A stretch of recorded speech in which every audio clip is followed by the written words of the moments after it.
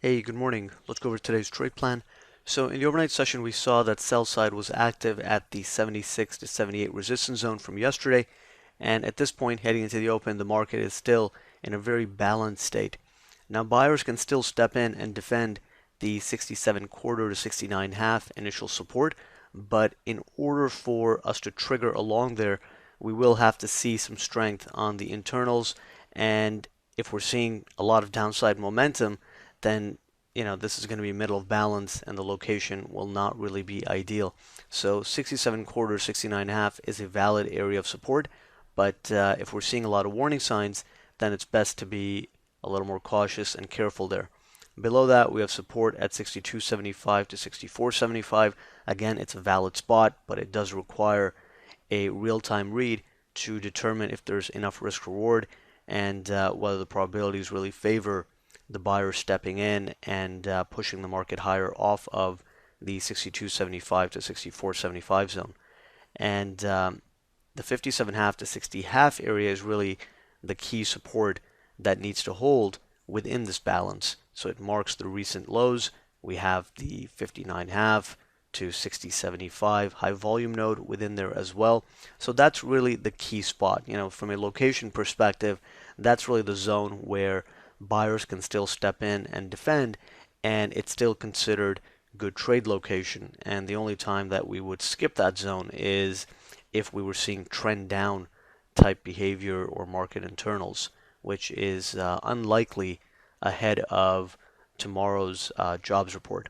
So right now, the market is in a very balanced state, and for those reasons, if we're entering at a support zone that is in the middle of the balance, then we do need to see some underlying strength to justify that idea. So 67 quarter, 69 half, like I said, is a valid area of support, and there is potential for the market to hold that zone and return back up to the 77 quarter to 79 quarter. But if we're seeing a lot of weakness in real time, then we'll just need to be cautious or secure a better location. We have several econ reports out in the first 30 minutes. So, that makes it a little bit riskier as well. So just something to bear in mind. On the upside, we have resistance at 77 quarter to 79 quarter, which marks the overnight high, and the 79 quarter high volume node. If we can break out above that area, that would be a confirmation that the market is now strengthening. It would bring the 81 half to 83 half zone into play.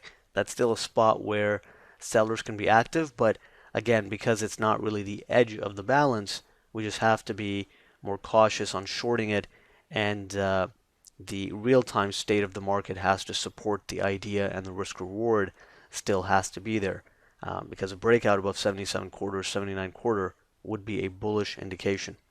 Beyond that, we have resistance at 86.75 to 87.75 and 89 half to 91 half. Those are still high probability areas where sellers can be active, since it does mark the edge of the balance and some important swing highs, including the all-time high at 91 half. So the market continues to be in a very balanced state. If initial support holds, then that will be a good sign for buyers. But on the upside, we do have those resistance areas, which can be taken out, but we would need to see a lot of broad market strength, sustained upside momentum, in order for the market to break out above 77 quarter to 79 quarter. So those are the main ideas heading into the open. Let's see if the buy side can hold initial support. That will really help set the tone for the day, and we'll take it from there.